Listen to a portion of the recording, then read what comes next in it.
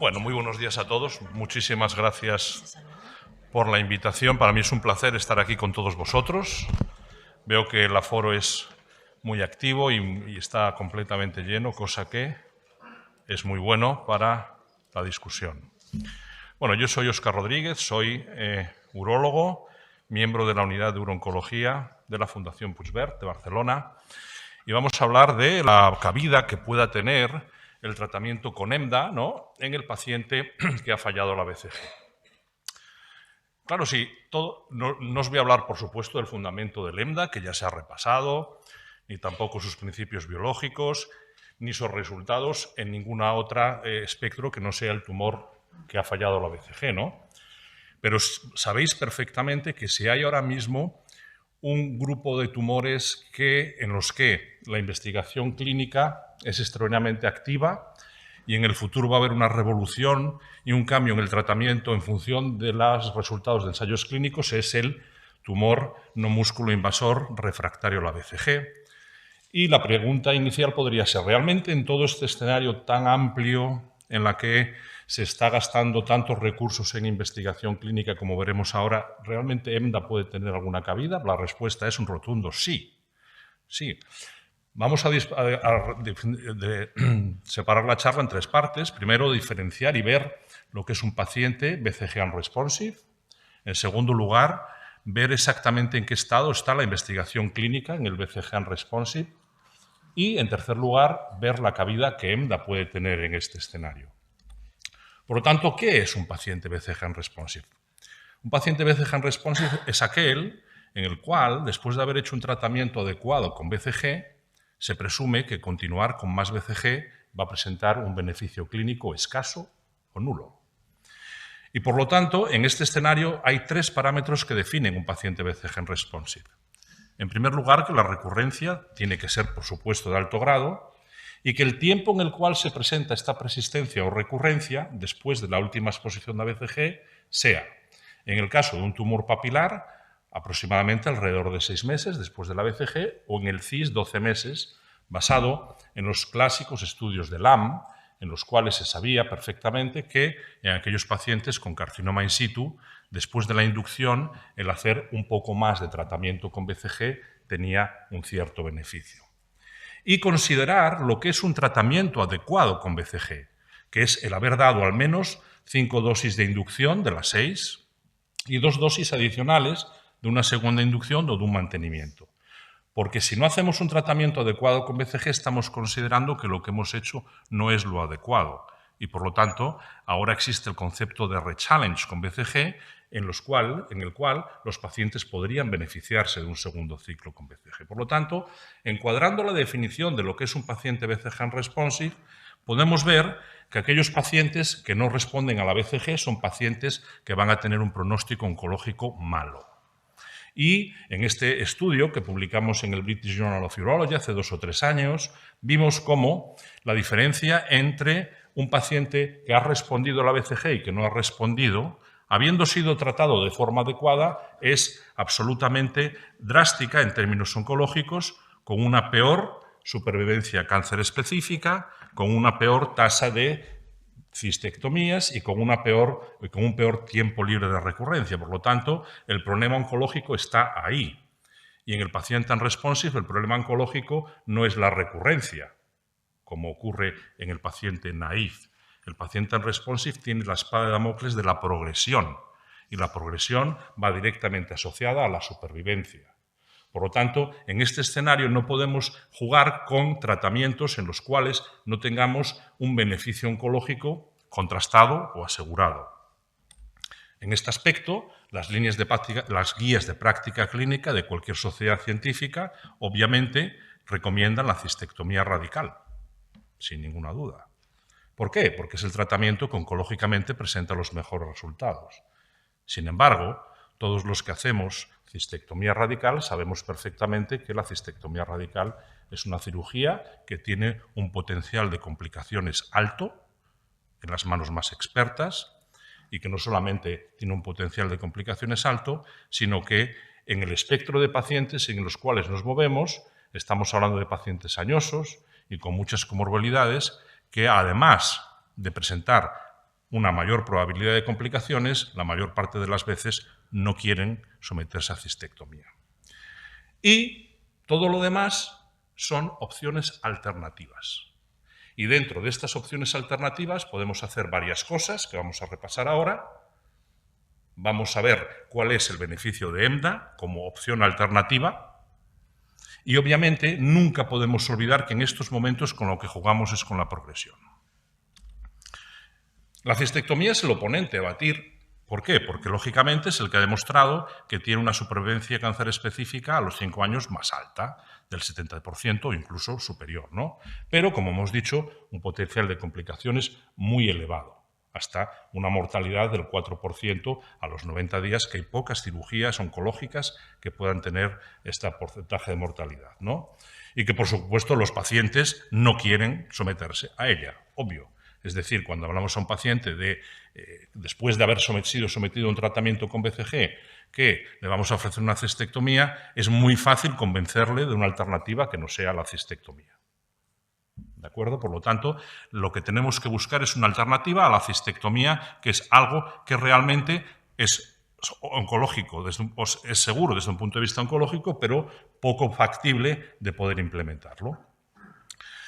Pero también tenemos que jugar con el beneficio oncológico del paciente y, por lo tanto, el retrasar, el hacer la cistectomía puede impactar en la progresión, ¿no? Entonces, sabemos que la cistectomía se puede realizar como cistectomía inmediata al diagnóstico.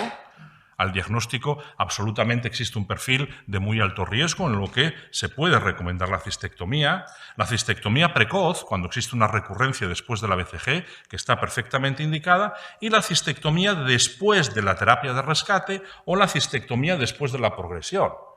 Lo que no nos podemos permitir el lujo es de considerar una cistectomía tardía o después de la progresión, porque la diferencia entre hacer una cistectomía en el momento en el cual el paciente ha fallado la BCG y hacerla después de haber ensayado otros tratamientos es obvio, y la progresión va aumentando y la supervivencia del paciente va disminuyendo. Por lo tanto, en este escenario existen una lista enorme de opciones alternativas en los cuales las instilaciones asistidas por EMDA u otros fármacos u otros sistemas que vamos a comentar existen y son perfectamente viables. En estos momentos, lo primero que tenemos que considerar es qué es una opción viable. Una opción viable ha sido definido por la FDA y por un grupo de expertos. Y una opción viable, es decir, las recomendaciones de la FDA para cualquier tratamiento alternativo a la cistectomía, sea el que sea, pueda ser aprobado por ellos, requiere que exista una respuesta completa en caso de carcinoma in situ del 50% a los 6 meses y una duración de la respuesta tanto en carcinoma in situ como tumor papilar del 30% a los 12 meses y del 25% a los 18 meses. Esto es muy difícil, como vamos a ver ahora. Esto es muy difícil, pero las terapias asistidas por dispositivos, como vamos a ver, incluido el EMDA, entran o pueden entrar dentro de estos parámetros de recomendación de la FDA. Y aquí tenéis lo difícil que es. Es decir, la definición propuesta por la FDA para poder registrar cualquier fármaco como alternativa a la BCG en el caso de unresponsive requiere los parámetros que hemos comentado. Pues como podéis observar, en esta revisión sistemática publicada en European Urology, después de revisar 42 publicaciones con 24 opciones terapéuticas diferentes de todo tipo, incluyendo 2.254 pacientes, la tasa de respuestas completas en el CIS era del 26%. La FDA requiere 50%. Y en el tumor papilar, más o menos, se encuadran, 67%. Por lo tanto, estamos en un escenario de investigación clínica muy activa en la que, por el momento, los requerimientos de la FDA para poder aprobar cualquier fármaco como alternativa a la BCG no se están cumpliendo. Tenemos aprobado por la FDA recientemente la inmunoterapia endovenosa, pembrolizumab, recientemente aprobado por la FDA. Tasas de respuesta completa, 39%, por debajo de sus requerimientos, a pesar de ello, aprobados por la FDA, aunque en el carcinoma in situ llegaron al 50%. Recientemente en ASCO se ha publicado que en el global de la serie hay un 43,5% de respuestas a los 12 meses que más o menos entran por los pelos, si cogemos toda la serie, dentro de los requerimientos de la FDA. Este es un fármaco endovenoso aprobado por la FDA, que tiene una toxicidad sistémica del 13%. Estoy hablando de toxicidad sistémica, cosa que no tiene ningún tratamiento endovesical, una toxicidad sistémica de un 13%. Tenemos otros fármacos que son los adenovirus oncolíticos, que consisten en que de forma endovesical, dirigidos por un virus que se une a las células uroteliales, pues se administra intracelularmente un agente quimioterápico. Lo mismo, tasas de respuesta de carcinoma in situ del 50%, también aprobados por la FDA. Una duración de las respuestas del 30% a los 12 meses. Recientemente, la BCG, en combinación con un superagonista, que es la interleuquina 15, sí que ha publicado mejores resultados e incluso hay una respuesta completa a largo plazo del 70%. Pero con muy pocos pacientes y en la cohorte, sobre todo, de carcinoma in situ. Y ahora, recientemente, se está empezando también, en el ámbito de la investigación clínica, a utilizar un dispositivo endovesical que se llama TAR-200, que lo que hace es, en este aparatillo, que es como un pretzel, está relleno de unas pastillas de gemcitabina que liberan de forma difusa y diferida la quimioterapia. Esto, inyectado endovesicalmente, como veis en el vídeo, queda sostenido o queda flotando en la vejiga y lo que hace es liberar la quimioterapia. Y este sistema ha reportado en la reunión de la Asociación Americana de Urología del año 2023 unas tasas de respuestas completas altas, hasta del 70%. También la medicina dirigida, el erdafitinib por vía oral, en pacientes que tienen mutado el gen de FGFR3, ha conseguido muy buenas respuestas y estos resultados también se han publicado en ASCO. Pero siempre, como veis en esta tabla, teniendo en cuenta que los tratamientos sistémicos tienen que soportar toxicidades sistémicas muy altas, los tratamientos orales todavía más altas y que los tratamientos por vía endovesical, la toxicidad sistémica es baja o nula, la respuesta y la eficacia oncológica es similar. Y aquí es donde vamos a enfocar el EMDA, en el tratamiento, en definir cuáles son las bondades del tratamiento endovesical en el paciente que no responde a la BCG. Tenemos también otros competidores, que son la gemcitabina docetaxel, endovesical, que en el espectro del paciente que no responde a la BCG tiene unas tasas libres de respuesta a los 2 años del 58%. Siempre gemcitabina docetaxel, es decir, no tenemos que irnos a ningún tipo de ensayo clínico, a ningún tipo de tratamiento endovenoso y a ningún tipo de ninguna nueva molécula. Y tenemos la hipertermia, competidor directo del EMDA, que en un ensayo clínico de máxima evidencia, fase 3, comparó la quimiohipertermia con la BCG estándar y sus resultados han sido completamente negativos. Es decir, en el análisis global no existían diferencias entre la quimiohipertermia y la BCG y en el carcinoma in situ todavía menos diferencias. Por lo tanto, en este escenario del tumor que no responde a la BCG, en un ensayo clínico de máxima evidencia, pues de máxima evidencia científica, realmente los resultados de la quimiohipertermia no son todos los satisfactorios que podemos esperar o no son los satisfactorios que fueron en el tumor vesical naive. Por lo tanto, ¿dónde encuadramos el EMDA en el tumor vesical que no responde a la BCG? Nosotros, como médicos, y lo que comentábamos antes, para poder hacer la indicación de un nuevo tratamiento nos tenemos que basar en evidencia científica y, por lo tanto, esta es la única manera de conseguir la implementación y el reconocimiento por parte de las guías clínicas de un tratamiento. Bueno, pues aquí tenemos un ensayo clínico publicado por Raciopi, es un ensayo clínico fase 2 con 3 años de seguimiento, en el cual lo que se hizo fue tratar a los pacientes en régimen de EMDA, mitomicina C, con 6 instilaciones de inducción y 6 instilaciones de mantenimiento. Una al mes durante 6 meses. Serie corta. eso es cierto. Tumores papilares 18, con CIS asociado 4 y pacientes con CIS solamente 6. Y se hizo un mantenimiento al cual solamente llegaron 16 pacientes, con una endpoint primario que era el tiempo libre de supervivencia a los 2 años. Bueno, pues el tiempo libre de supervivencia a los 2 años fue un 61,5%. Recordemos cuáles son los criterios que exige la FDA, ¿no?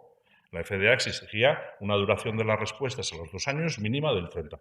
Pues aquí tenemos, en este ensayo clínico corto, pero un ensayo clínico fase 2, un 61%. 10 pacientes tuvieron que ir a cistectomía radical, solamente 4 por progresión.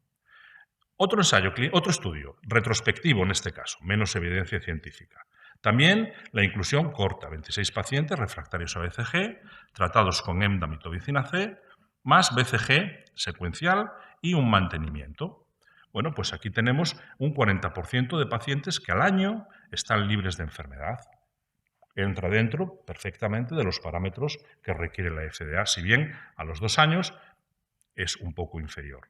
Y en cuanto a la progresión, al año el 60% casi libres de progresión y a los 2 años casi el 50%, con una mediana de seguimiento de 29 meses. Nosotros, de momento, en nuestra institución, en Fundación Puigvert, solamente, hasta el momento, tenemos protocolizado el EMDA como tratamiento para aquellos pacientes del grupo de riesgo intermedio que fallan a la BCG. Y lo hacemos de forma secuencial. Seguimos el esquema de diastasi. Como todos nuestros pacientes, cuando fallan a la BCG, se tienen que discutir en sesión oncológica, obviamente. ¿Por qué? Pues porque tenemos un tratamiento estándar, que es la cistectomía, y toda una serie de abanico de opciones. Y, por lo tanto, es importante, como decía antes el doctor Campá, personalizar el tratamiento que se debe hacer a un paciente. Y en aquellos pacientes en los cuales las guías de práctica clínica lo tienen clarísimo, pues es probable que los pacientes no tengan que discutirse en sesión oncológica. Pero en este espectro de pacientes, sí. Y a lo largo del tiempo, hemos seleccionado algunos pacientes refractarios a la BCG que les hemos tratado con EMDA. Y lo hemos hecho también mediante el esquema secuencial. Claro, son pacientes muy seleccionados. Son pacientes en los cuales la recurrencia era de un solo tumor en el 50%, eran tumores muy pequeños, más del 90%, y si había carcinoma in situ, era carcinoma in situ unifocal. Es decir, lo que podemos decir una perita dulce de paciente que ha fallado la BCG, en la que obviamente, con una recurrencia pequeña, sin CIS y además única, el decirle a un paciente que tenga que ir a una cistectomía radical es muy duro, ¿no? Y los resultados han sido muy buenos, es decir, con una mediana de seguimiento de casi 30 meses, la respuesta completa a los 3 meses y a los 6 meses es casi del 100%, 95%, y la toxicidad muy baja en la mayor parte del local. Por tanto, si recopilamos los 3 estudios que existen de pacientes tratados con EMDA que fallan a la BCG, pues podemos concluir que el tratamiento con EMDA en el perfil de paciente BCG unresponsive, atendiendo a estudios de una calidad media, porque el estudio fase 2 incluía pocos pacientes, cumple perfectamente con los parámetros que exige la FDA para poder utilizar un tratamiento alternativo a la cistectomía en el paciente BCG unresponsive.